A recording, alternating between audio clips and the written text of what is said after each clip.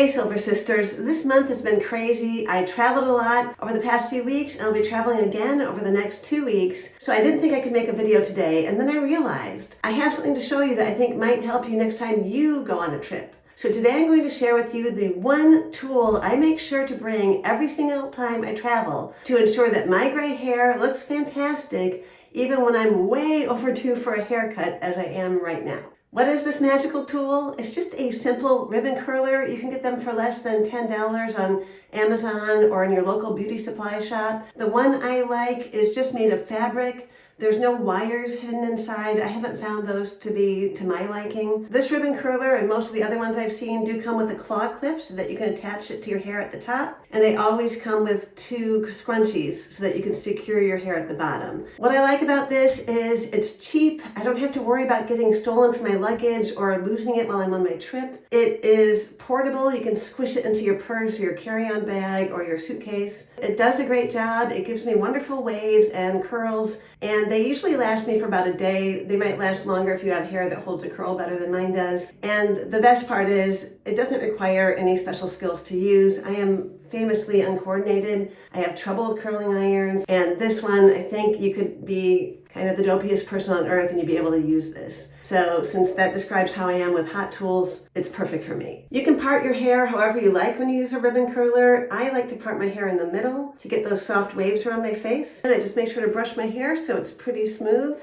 Some people put in hairsprays at this point. I don't really use hairsprays, but I do put a little Shine and Define oil on my hair just to tamp down some of these frizzy bits or the new gray hair growth that's sticking up. So squeeze a couple pumps in my hand and just kind of lightly apply it, especially to the ends because my ends tend to get dry. My friend Jolie taught me this praying hands technique, which helps get product on both sides of your hair, which I like. I've got my scrunchies here. I've got a spray bottle. I'm just going to lightly mist my hair. You don't want your hair to be wet. It's not good for your hair to be curled when it's very wet because it can be more prone to breakage, but I just get it lightly damp.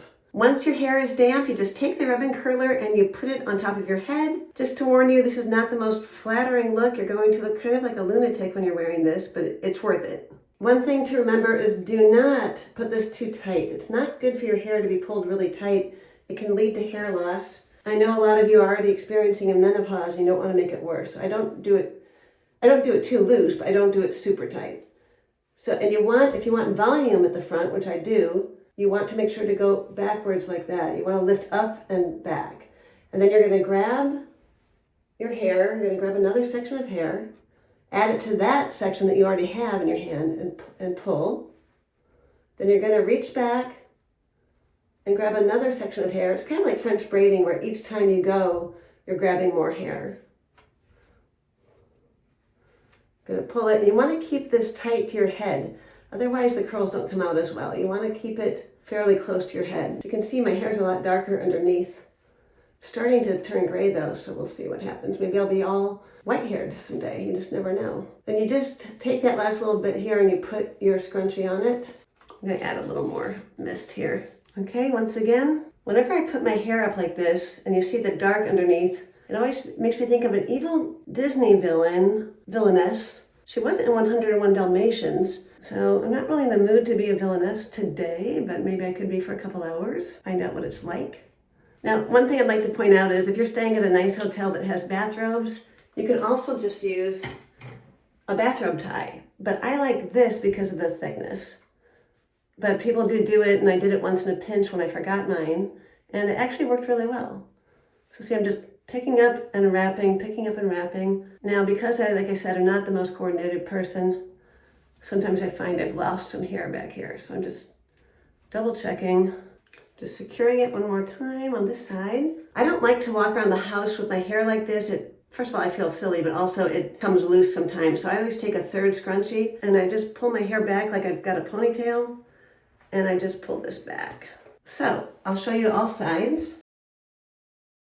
You can take the claw clip out if you want, but I don't recommend it because sometimes it loosens the whole thing. So now it's time to take a break. I'm going to go away for 2 to 2.5 hours, 3 hours, however long it takes my hair to dry, and I will be back to show you the results. Okay, I'm back. As you can see, it fell down a little. I could have taken some time to fix it, but I'm going crazy packing for my trip, so I didn't.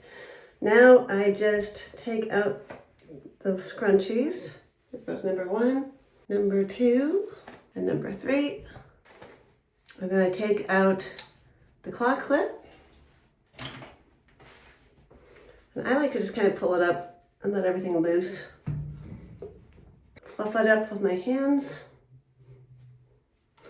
Now, it would have been even curlier if I'd left it on even longer. I ended up only doing about 2 hours because somebody decided to come over this afternoon unexpectedly, and I didn't want to be seen wearing that. But my hair is actually pretty dry. Let me stand back so you can see.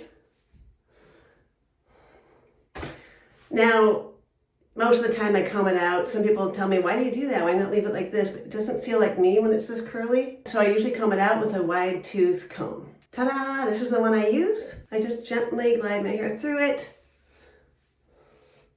And if I had shorter layers like I usually do, I wouldn't end up with this kind of wave thing here that I get. But whatever, it's still better than the hair I had when I started, and it gives it a little movement. So before my visitor gets here in a couple more minutes, I'm going to take a little more of the Shine and Define oil just because I like how it makes my hair kind of sparkle. It really brings out the contrast between the silver and the darker hair underneath.